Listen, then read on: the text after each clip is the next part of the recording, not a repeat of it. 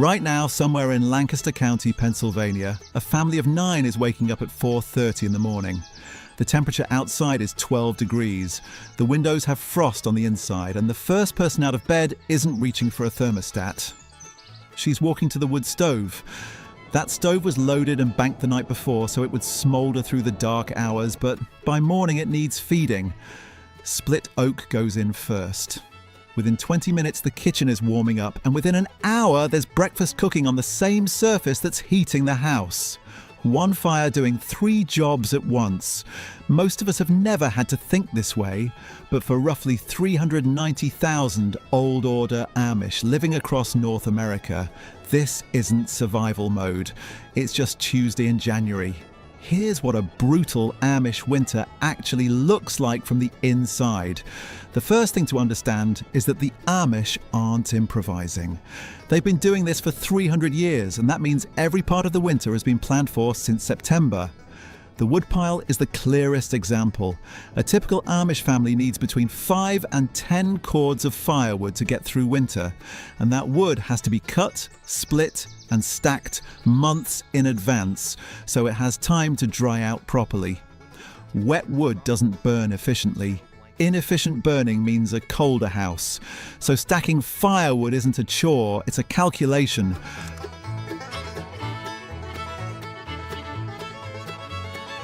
But wood stoves alone don't tell the whole story. Different Amish communities, called districts, have different rules about what's allowed. The most conservative old order groups stick almost entirely to wood. Others allow propane, which can power not just heaters but also refrigerators, water heaters and lamps, all without touching the electrical grid. Some districts allow kerosene space heaters for bedrooms and workshops. The rules vary, but the principle is the same everywhere. No connection to the public utility grid, which means when a January ice storm knocks out power across a county for 4 days, the Amish don't notice. Now, a wood stove in the main room can heat a downstairs pretty well, but what about the rest of the house? Upstairs bedrooms in traditional Amish homes are often unheated. Families deal with this the way every family did before central heating was invented. Quilts, wool blankets, layers. Children share beds for warmth. Rooms are closed off during the day to trap what heat there is. And by morning, yes, sometimes the water in the bedroom pitcher has a skin of ice on it. That's not a problem to be solved. That's just winter. Getting dressed happens fast. By 5 in the morning, the men and older boys are heading to the barn. This is where Amish winter gets genuinely hard in a way that most people can't picture. Draft horses need to be harnessed and hitched for the day's work.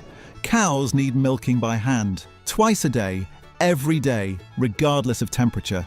Chickens need feed and water, and in a hard freeze, the water buckets ice over overnight, so they get broken up and refilled first thing.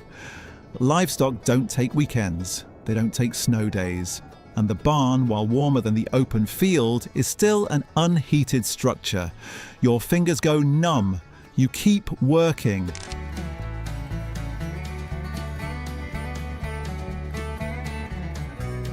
The women are managing something equally demanding inside. Laundry in an Amish home doesn't go in a dryer. In winter, wet clothes get hung on lines in the basement or near the stove to dry, which can take most of a day. Baking happens every few days, not just for the smell of it, but because a hot oven is a secondary heat source. Bread, pies and casseroles come out of it, and the kitchen stays warm while they bake. Amish women figured out passive heating before the term existed. Children in Amish communities don't get snow days either. They walk or ride to one-room schoolhouses, often a mile or more away, through whatever weather is happening. The schoolhouse has its own wood stove. The teacher lights it early enough that the room is warm by the time students arrive. If the fire goes out during the day, you light it again. This is where it gets surprising to most outsiders. Amish kids aren't struggling through this. For many of them, winter is a favourite season. Sledding hills, ice skating on ponds, snowball fights after school. The cold is a backdrop, not a threat, because they've grown up knowing exactly how to live in it. If stories like this are your thing, subscribe.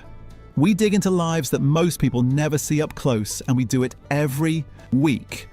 Now back to the farm, because winter farm work is where most people's assumptions fall apart completely. The fields are frozen and bare, so there's no planting, no harvesting. You'd think that means the Amish are taking it easy, but the farm never stops demanding attention.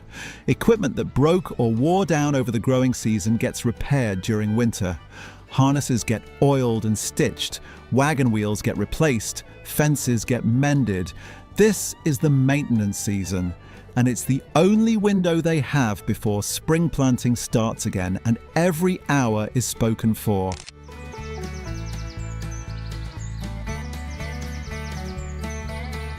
Meanwhile, the food situation is one of the most underrated parts of Amish winter survival.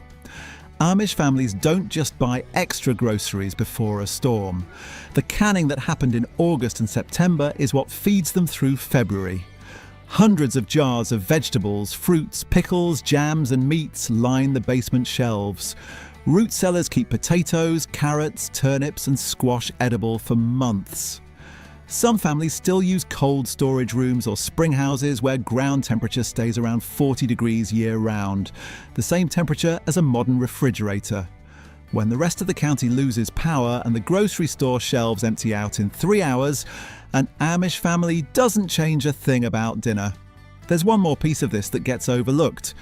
The Amish don't survive brutal winters just because of their technology choices or their food storage. They survive because winter is a community event. Church districts check on elderly members after bad storms. Neighbours share firewood if someone runs short. Barn raisings happen in winter too because the community decides when something needs building, not the weather. That community structure is doing a job that most of us outsource to systems we never think about. The power grid, the grocery delivery, the on-demand heating. Pull those away and what you need isn't better gear. What you need is people around you who show up. The Amish have 300 years of evidence that this works. YouTube's already picked your next one. It's on screen. It's 97 degrees outside. No clouds, no shade worth anything, and inside an Amish farmhouse, a woman is kneading bread dough on a wooden counter, while her kids play on the porch behind her. No air conditioner humming, no ceiling fan spinning, no thermostat on the wall, and somehow the house is cool. Not bearable, not tolerable, actually cool. The kind of cool that surprises you when you walk through the front door on a July afternoon. If you've ever visited Amish country in summer, you know exactly what this feels like. And if you haven't, you've probably wondered the same thing everyone wonders. How are they doing that? Because here's the thing. The Amish don't have electricity. They don't use air conditioning, powered fans, or any of the mechanical cooling systems the rest of us run from May through September. And yet, across hundreds of thousands of Amish homes in Ohio, Pennsylvania, Indiana, and beyond, families are sleeping comfortably through brutal Midwestern summers without any of it. This isn't a fluke, it's not luck, and it's definitely not suffering through the heat because they have no other choice.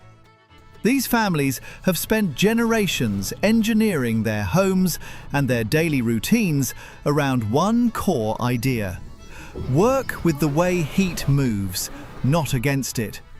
What they figured out, without a single engineering degree between them, is a system so effective that architects and passive cooling researchers have been quietly studying it for decades. And the principles underneath it aren't complicated. They're just things most of us stopped doing when central air conditioning became cheap enough that we didn't have to think anymore. So let's think again. To understand how Amish homes stay cool, you first have to understand how heat works inside a building. Heat doesn't just show up, it travels. It comes in through windows hit by direct sunlight. It radiates through roof surfaces that have been baking in the sun all day. It builds up in rooms with poor airflow and has nowhere to go. And once it's inside, it stays inside, stored in walls and floors and furniture, bleeding back into the air even after the sun goes down. The modern solution to this is brute force. You dump cooled air into the space using a machine that consumes enormous amounts of electricity, and you fight the heat until it gives up.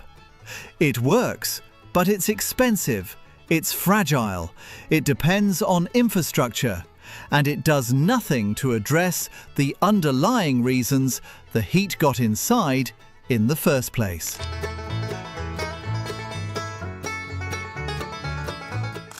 The Amish solution is different. Instead of fighting heat after it enters, they stop most of it from entering at all. The first and most obvious place this happens is the roof. Most Amish homes are built with steep roof pitches, and that's not just an aesthetic choice or a nod to tradition. A steep roof creates a large attic cavity between the living space and the outer surface of the roof. That attic acts as a buffer zone. The roof surface heats up during the day, but most of that heat gets trapped in the attic air instead of conducting down into the ceilings of the rooms below. In a house with a shallow pitch, that buffer barely exists. The heat has almost no distance to travel before it reaches your living room ceiling. And then, because a hot attic full of trapped air would eventually push heat downward anyway, Amish homes almost always have attic vents that allow that superheated air to escape. Hot air rises and flows outward through the ridge and gable vents, pulling slightly cooler air in from below. The attic breathes. The living space stays insulated from the worst of it. But the roof is only one piece. The second thing you notice about Amish farmhouses, especially the older ones, is the porch. Not a decorative porch with a couple of chairs, a deep, wide, full wraparound porch that extends 6 to 10 feet out from the house on multiple sides. This structure is doing several things at once, and all of them matter. The overhanging roof of the porch blocks direct sunlight from hitting the exterior walls of the house. In summer, when the sun is high in the sky, the porch roof intercepts that light before it ever reaches the siding. The walls stay shaded. Shaded walls don't absorb heat. Walls that don't absorb heat don't radiate that heat back into the interior of the home. In winter, this works beautifully in reverse. The sun is lower on the horizon, and sunlight can angle underneath the porch roof and reach the walls, providing passive solar warmth. Same porch, two opposite benefits depending on the season. No moving parts, no adjustment required. The porch also creates a transitional microclimate.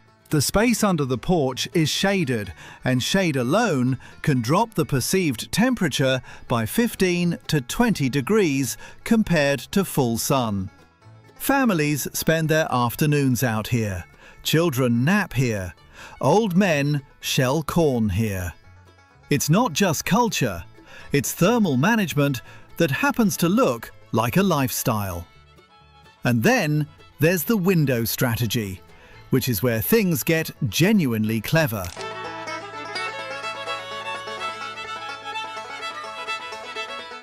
Amish homes are typically built with windows positioned specifically for cross ventilation. That means windows on opposite sides of rooms, placed so that air moving through the house follows a path that sweeps through the entire living space, rather than pooling in corners. The physics behind this is simple. Warm air wants to rise, and cooler air at ground level wants to rush in to fill the space the warm air left.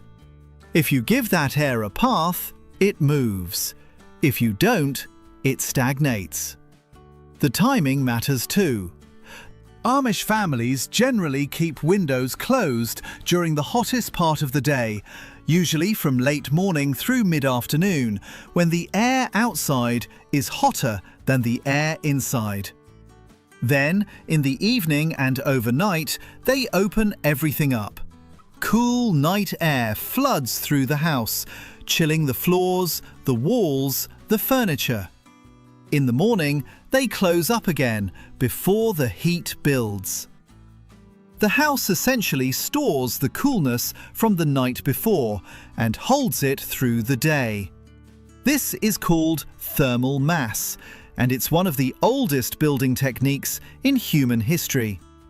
Heavy materials, thick walls, stone floors, dense wood all absorb temperature slowly and release it slowly. A well-built Amish home doesn't heat up quickly because there's too much material to heat. And when it does start warming inside, the night ventilation cycle resets it. We should also talk about the kitchen, because in most houses, the kitchen is where a huge amount of summer heat gets generated. The stove runs for hours, the oven heats up. In a modern home, that heat just adds to the load the air conditioner has to fight. Amish families handle this differently in a few ways. One is the summer kitchen, a separate structure outside or semi-attached to the main house where cooking happens during hot months. The heat from cooking literally cannot enter the main house because it's being generated in a different building. When the summer kitchen cools down after dinner, it cools down out there, not in the living room. The other thing Amish women are known for is early cooking. Bread gets baked before 7 in the morning. Big meals get started before dawn. By the time the day heats up, the cooking is mostly done, and the kitchen has an hour or two to release whatever heat built up before the family needs to be in there again.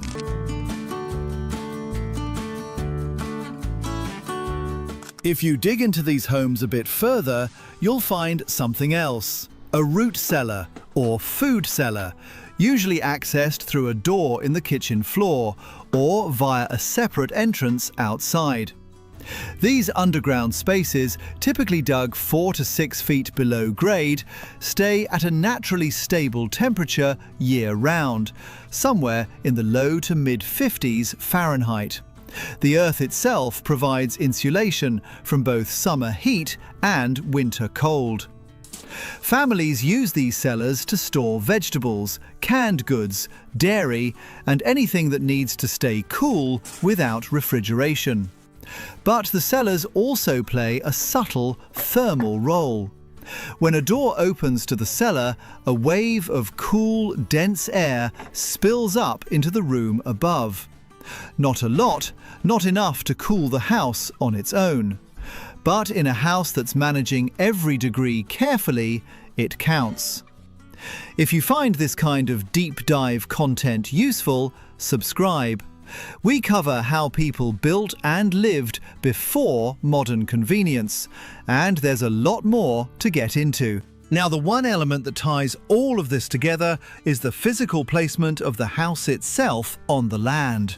Amish farmers are, above everything else, people who read their land carefully, and a properly sited farmhouse is positioned to take advantage of prevailing winds, existing shade from mature trees, and natural drainage patterns that affect local temperature and humidity. Mature deciduous trees, the ones that drop their leaves in winter, are planted deliberately on the south and west sides of Amish homes. In summer, those trees are in full leaf and provide heavy shade during the hottest afternoon sun. In winter, the bare branches let sunlight through to warm the house. This is the same logic as the porch, scaled up to the landscape. On a property where the trees have been tended for generations, this effect is substantial. A 100-year-old oak on the southwest corner of a farmhouse can shade a significant portion of the roof during peak afternoon heat. That's not incidental. It's a decision someone made a century ago with exactly that goal in mind. And the community aspect of Amish life reinforces all of this. When a new couple builds a home, they're building it with the knowledge of everyone who came before them. Grandparents who know which side of the house gets the worst afternoon heat. Uncles who remember how the old house stayed cool through the drought summer of 1936. Neighbours who compare notes on which roof designs work best in this particular valley. This is intergenerational climate knowledge, passed down the way recipes are passed down, refined and improved over time, embedded in practice rather than written in textbooks. The result is a home that manages summer heat without a single powered system. No motor, no refrigerant, no electricity bill that doubles in July. And it raises a question worth sitting with. Modern housing largely abandoned these techniques, not because they stopped working, but because mechanical air conditioning made them seem unnecessary. Why bother with porch placement and cross ventilation when you can just turn a dial? But those systems cost money to run. They break down. They depend on a grid that isn't always reliable. And as summers across North America have gotten progressively hotter, more people are looking back at older building approaches and noticing that passive cooling wasn't primitive. It was sophisticated in ways we mostly stopped appreciating. Some of the most cutting-edge green architecture being built right now borrows directly from the exact principles Amish builders have been using for 200 years. Thermal mass, deep overhangs, cross ventilation, buried cooling systems, night flushing. The Amish didn't invent any of these ideas. They inherited them from a tradition of European farmhouse building that goes back centuries. But they kept them alive while the rest of the world moved on. And now that the rest of the world is starting to pay attention again, these families have been quietly sitting on exactly what everyone else has been looking for. That woman kneading bread at the wooden counter, the kids on the shaded porch, the cellar door in the kitchen floor, the oak tree casting a shadow across the south wall. None of it looks like engineering, but it is. That's the story. Generations of knowledge about how heat moves, built into wood and stone and earth. Passed from grandmother to daughter to granddaughter. Still working exactly as well as it ever did. There's another one on screen if you're not done yet.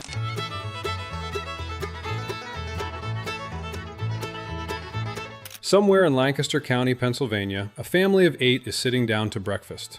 The dishes will be washed, the horses will be watered, the laundry will get done, and not a single drop of water in that house came from a utility company, a power grid, or a well pump plugged into the wall. If that sounds impossible, you've never seen how the Amish actually live. The assumption most people make is that living without electricity means living without clean water. No pumps, no pressure, no running taps. But that's not how it works. The Amish have been solving this problem for generations, and some of their systems are so well engineered that modern homesteaders are copying them right now. So how do they actually do it? It starts with understanding what the Amish are and aren't willing to use. They're not opposed to technology because it exists. They're opposed to it when it creates dependency on outside systems, particularly the electrical grid. A gas-powered engine? Acceptable in many communities. A solar panel charging a battery that runs a water pump? Permitted in some districts, banned in others. The rules vary by community, but the principle is the same everywhere. If it ties you to the outside world in a way that weakens the community's self-reliance, you think twice.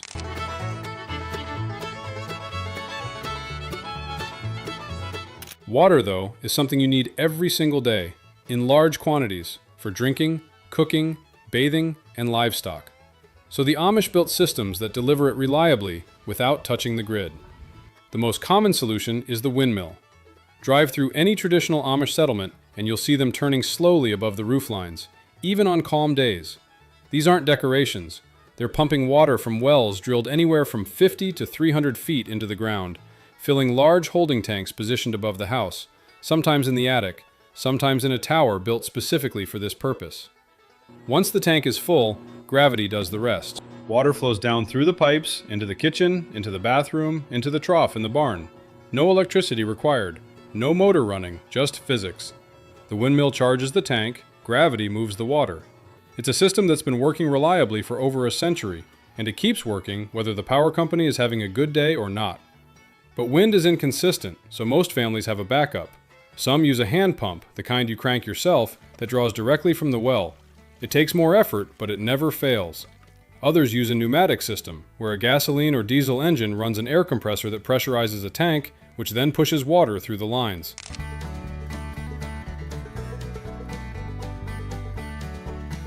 The Amish are generally allowed to use fossil fuel engines because they're not connected to the grid. The engine is theirs, the fuel is theirs, the dependency stops at the farm.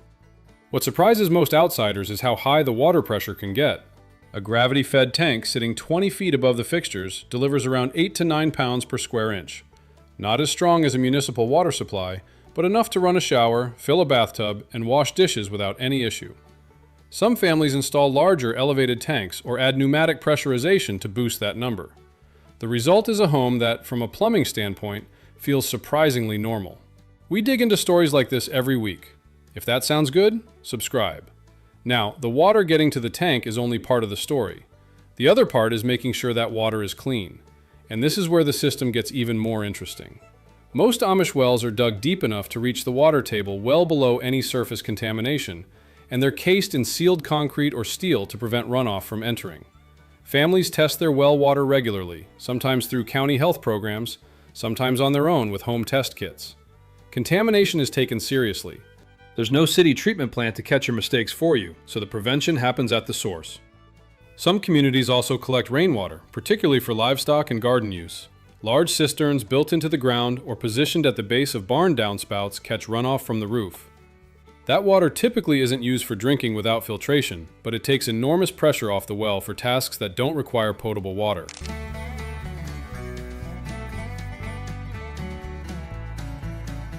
A dairy farm using several hundred gallons a day just for the animals can extend a well's daily output significantly by routing livestock water to the cistern instead. The Amish also manage water use differently than most American households. Nothing gets wasted. Dishwater that doesn't contain soap gets used on the garden. Bath water is reused among family members. Laundry is done once a week, not daily.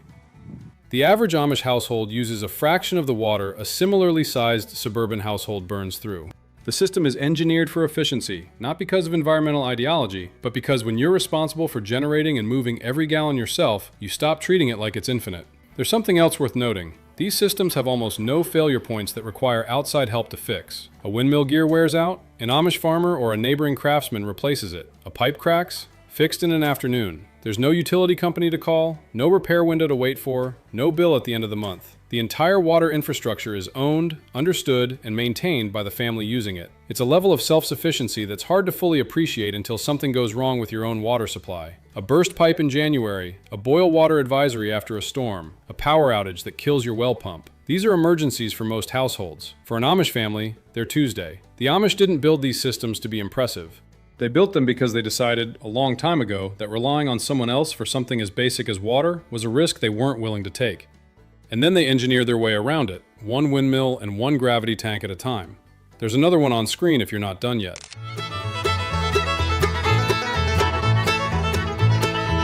Somewhere in Lancaster County, Pennsylvania, a family of 7 wakes up before sunrise. No alarm clock. The rooster handles that. By 4:30 a.m., the father is already in the barn. By 5 o'clock, the mother has a wood stove going. By the time most of America is hitting snooze, these kids have already fed the horses, milked the cows, and sat down for a full hot breakfast. You've driven past their farms. You've maybe bought their produce at a roadside stand.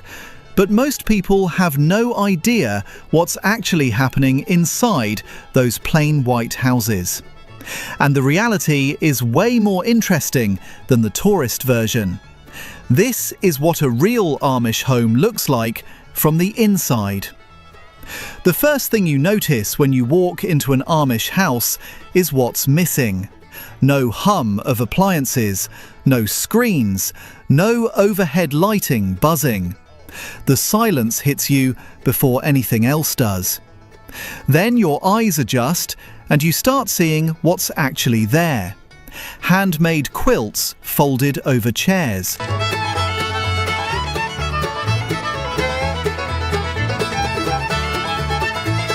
A large wooden table that's clearly the centre of everything. Kerosene lamps on shelves. A cast iron stove that radiates heat into the whole room. But here's the thing that surprises most outsiders.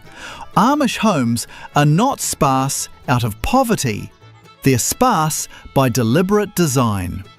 These families make conscious choices about every single object that enters the house. Each one has to serve a purpose and align with the community's Ordnung, which is basically the unwritten code of rules each district lives by. And the Ordnung varies more than people realise. There are over 40 distinct Amish affiliations in the United States, and they don't all agree on what's allowed. Old Order Amish in one county might prohibit rubber tyres on farm equipment. A neighbouring district might allow them.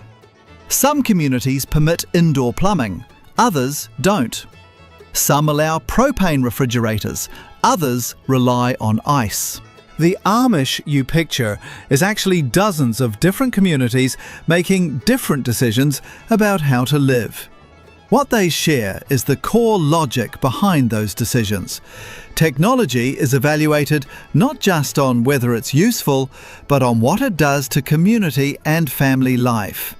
A telephone in the home means you can receive calls from outsiders at any hour. That changes the rhythm of the household. So most Old Order communities put phones in a shared booth at the end of the lane, or in the barn, away from living space. The technology isn't rejected because it's evil. It's managed because the community decided it belonged in a certain place. That same logic applies to the kitchen, which is worth spending some time on because it tells you a lot about how the whole household operates. Amish kitchens are working kitchens, serious ones. The stove is usually wood burning or propane, and it runs almost all day during cold months because it heats the house as much as it cooks the food. There's a hand pump at the sink in many homes, drawing from a well. The pantry is stocked with hundreds of jars of preserved food, things canned during the summer and fall that will carry the family through winter. Bread gets baked 2 or 3 times a week. Butter comes from their own cows. Eggs from their own chickens.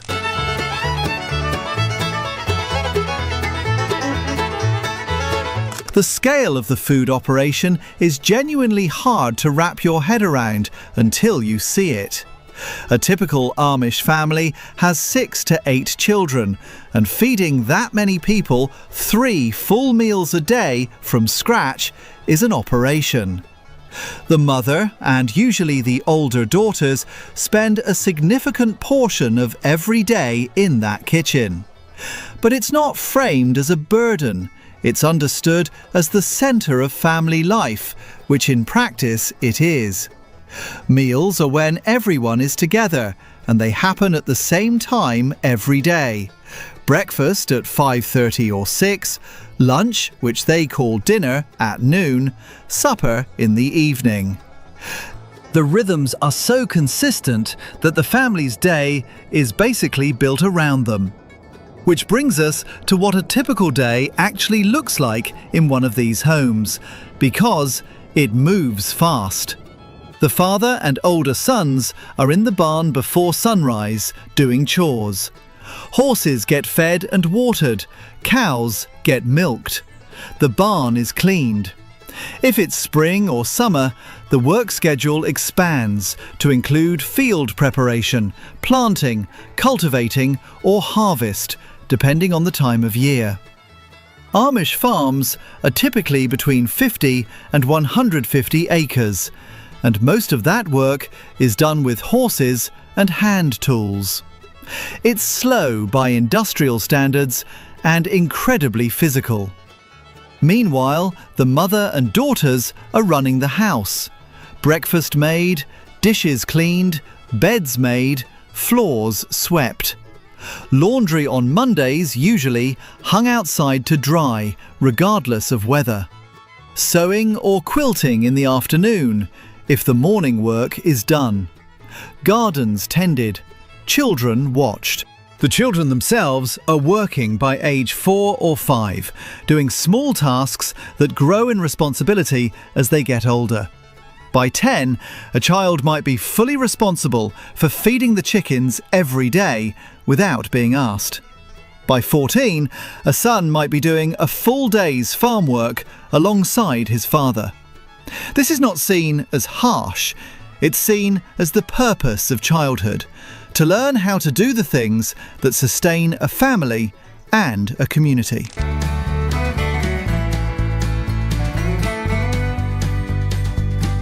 School ends at 8th grade. That's not a gap in the system, it's the system. After basic literacy and arithmetic, Amish education shifts to apprenticeship. The idea is that everything else a person needs to know, they learn by doing it, alongside someone older. We dig into communities like this every week. If that kind of depth is your thing, subscribe. The interior of the house reflects all of this. Rooms are functional.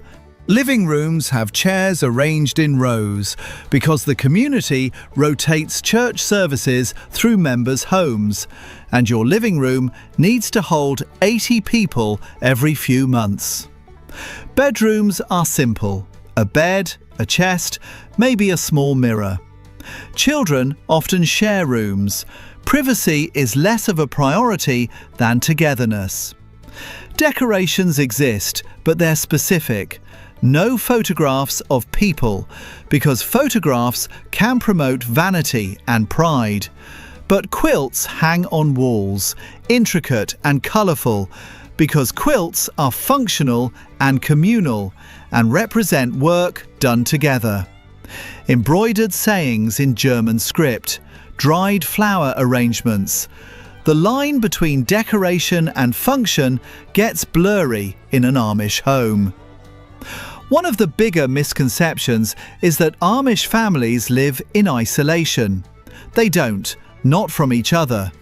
The community is dense. Neighbours are often relatives. Church districts are organised so that no farm is too far from any other. When someone builds a barn, the community shows up and builds it in a day. When someone gets sick, meals appear at their door. When a young couple gets married, the whole district contributes. The social fabric is so tight that loneliness, in the way most Americans understand it, is almost structurally impossible. There is always someone around, always something being built or harvested or prepared together. But that closeness also comes with accountability. The Ordnung is enforced through social pressure and, in serious cases, through a process called Meidung, or shunning. If a baptized member of the community violates core rules and refuses to repent after warnings, the community withdraws social contact. This is genuinely painful because your entire world is that community. Your family, your friends, your business relationships, all of it exists within that network. Losing access to it is not a small thing. Outsiders tend to view shunning as cruel.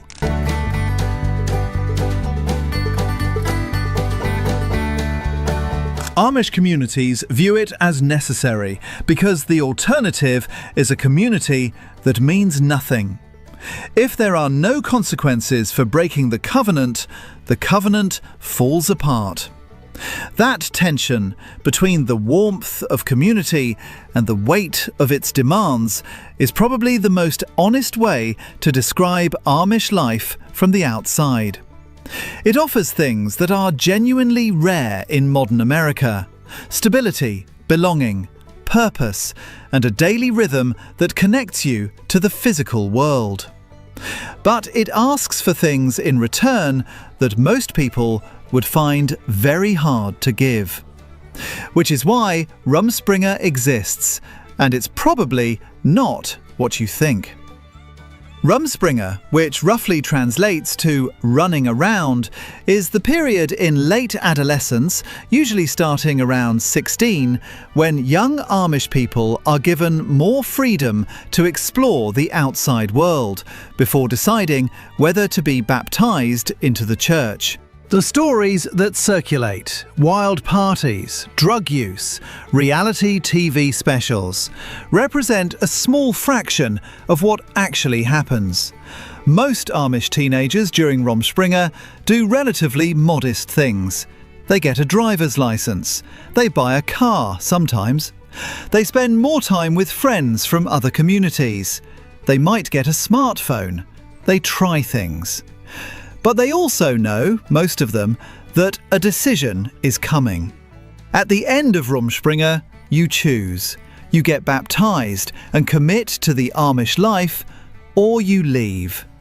Around 85 to 90% choose to stay. That number matters because it means the Amish way of life is not primarily maintained by isolation or ignorance. Most young people who grow up in it see the outside world and then choose it again. That says something. For those who leave, the transition is genuinely difficult. Everything in modern society assumes you have a credit history, a high school diploma, experience with technology, familiarity with systems that Amish kids have never encountered. There are organisations that help, but the learning curve is steep. For those who stay, the day after their baptism looks a lot like every other day. Up before sunrise, barn chores, breakfast at the big table, the same rhythms, now chosen rather than inherited. Inside that plain white house with kerosene lamps and a wood stove and a pantry full of preserves, a family is doing something that's hard to quantify. They're living in close contact with each other, with the land, and with a set of values that they've decided to hold on to in a world that's moved almost entirely in the opposite direction. Whether that sounds appealing or suffocating probably says more about you than it does about them. There's another one on screen if you're not done yet.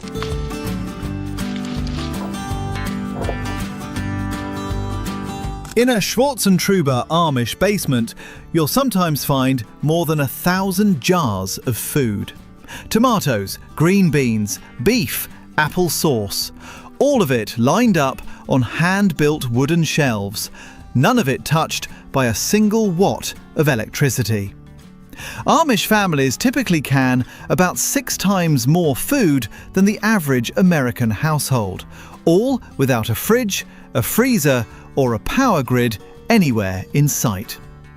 So how does a family feed itself all winter, every winter, using nothing but jars, dirt, and cold water? The answer isn't one trick. It's a whole system, built over generations, where every single piece of food has its own specific home. Get that placement wrong, and you lose the harvest. Get it right, and a family of 10 can eat well into March on food they grew themselves. It starts in the garden, and an Amish garden is not a hobby. It's closer to a small farm.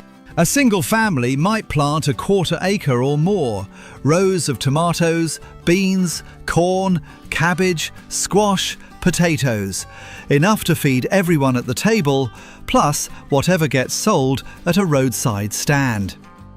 Harvest season means the whole family is out there together, kids included. because there's no version of this where one person manages it alone. Therefore, the work gets split by what each food needs next, because almost nothing goes straight from the ground to the table. Most of it goes through one more step first. For a lot of that harvest, the next step is canning, and Amish canning days are not casual. A woman might process dozens of jars in a single session. Tomatoes one week, green beans the next, peaches when they come ripe. The high acid stuff, fruit, pickles, salsa, gets processed in a simple water bath canner on a propane or wood stove. The low acid stuff, vegetables and meat, needs a pressure canner because that's the only way to get hot enough to kill off the bacteria that causes botulism. This isn't optional. It's the one place where a shortcut can genuinely make someone sick. So the timing and the pressure get followed exactly, the same way they were followed by the generation before.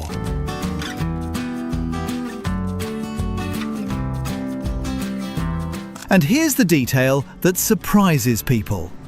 The Amish can meat. Chicken, ground venison, even beef, cooked right into the jar, so that come January, dinner is already half made. One Amish woman who runs a stand at a Pennsylvania market said her secret for canned chicken was almost embarrassingly simple. Chop it, salt it, pepper it, that's it. No marinade, no fuss. The pressure canner does the rest, sealing it shut for up to a year. But canning only handles part of the harvest. Root vegetables, your potatoes, your carrots, your beets, they don't want to be canned. They want to be buried. That's where the root cellar comes in, and it's one of the oldest tricks in human history.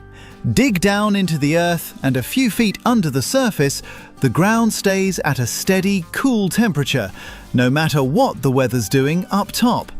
No machine required, just dirt doing what dirt has always done. Pack it with straw, keep it dark, and a root cellar can hold vegetables for months without a single one going soft. But not everything belongs down there. Tomatoes give off a gas as they ripen that speeds up spoilage in everything around them, so they get canned instead of cellared.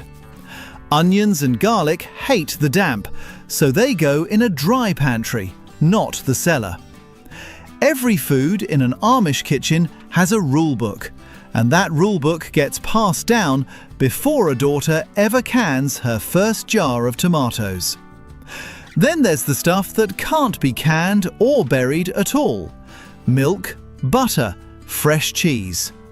This is where things get genuinely clever.